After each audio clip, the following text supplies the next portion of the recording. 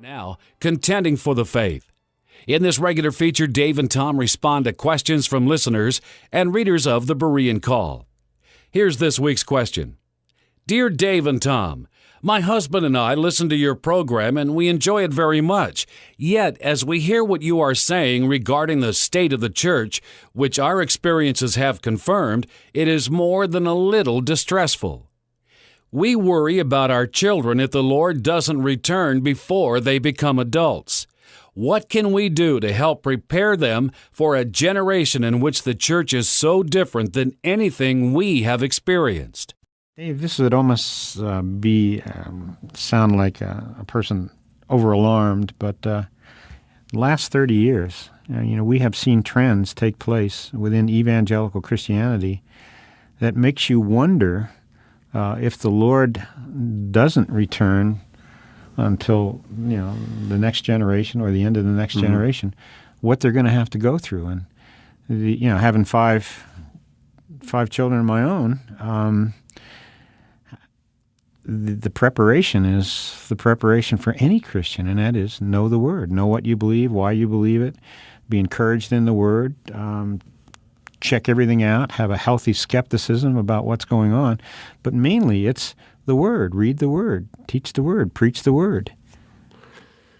Well, Tom, without God, without His Word, we're lost. Mm-hmm. We're wandering. And the tragedy is, and we're talking about public schools now, but some Christian schools are becoming almost as bad. Mm-hmm.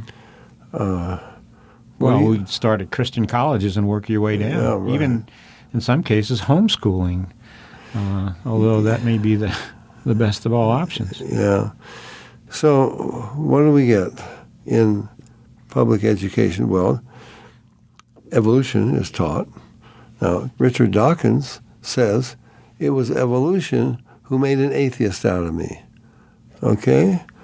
Well, now we see what it will do in public schools. But you can't bring in creation as an alternate. Then we have the immorality, the sex education, and the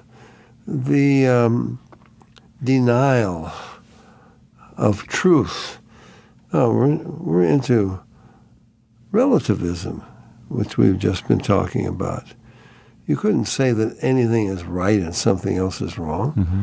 So take your pick. It's kind of cafeteria menu here. What would you like? So, Tom, I tremble for young people. So what do they do, Dave? Growing up now. The people who wrote this, they need some of your counsel. Well, what do you recommend?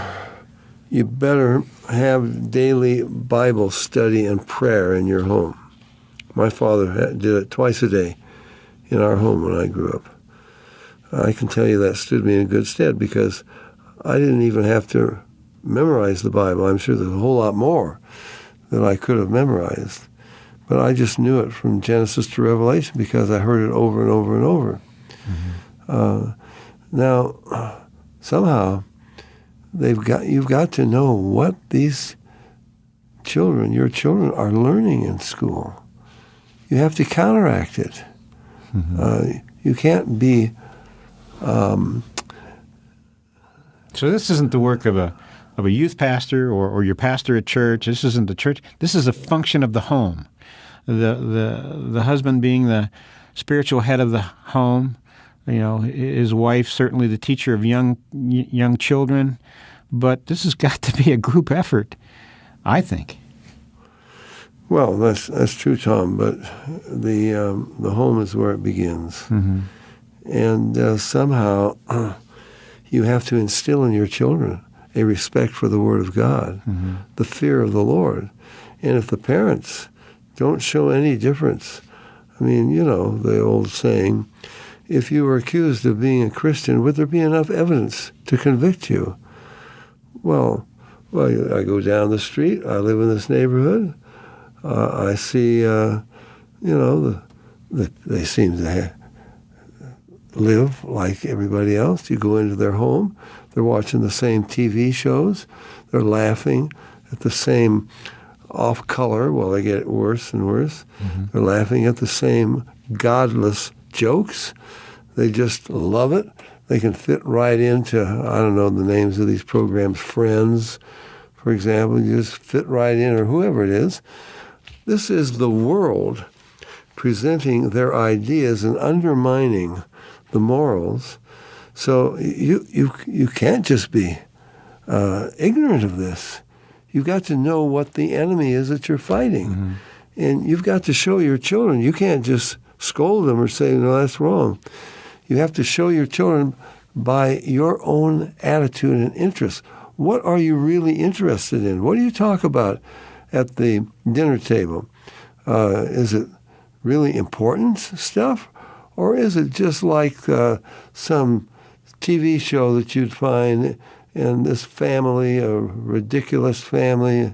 It's one of the things that are making everybody ridiculous.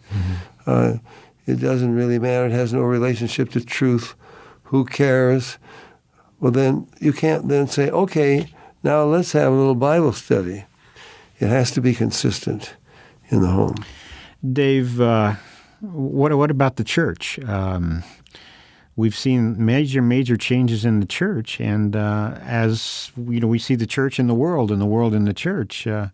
What about that? Because our young people, certainly home is important, but they need fellowship. They need young people to interact with. Well, Tom, we talk about this all the time. We're in an apostasy. We don't even have the real scriptures. We got the message, or we got a video, or DVD. Or we have an emerging church which wants you to cozy up to this postmodern generation in their rebellion against authority and so on. Yeah. So much has gone wrong in the church, Tom. I don't know where we would begin. But there again, it begins at the home. The father, is he going to take someone to a church where he knows they are violating the Word of God, where they don't even study the Bible, where they make a pretense of studying the Bible, where you're not going to get the truth? Well, you got to know what that is from the home. And then you've got to shun. And I'm not telling people to leave your church. Well, you may have to. Because if the pastor and the elders, if they have elders, will not go by the Bible, you better get out of there. Otherwise, you're following men, and you will be subject to all their errors and heresies. For more information about the Berean Call, call us toll-free at our order number or visit our website,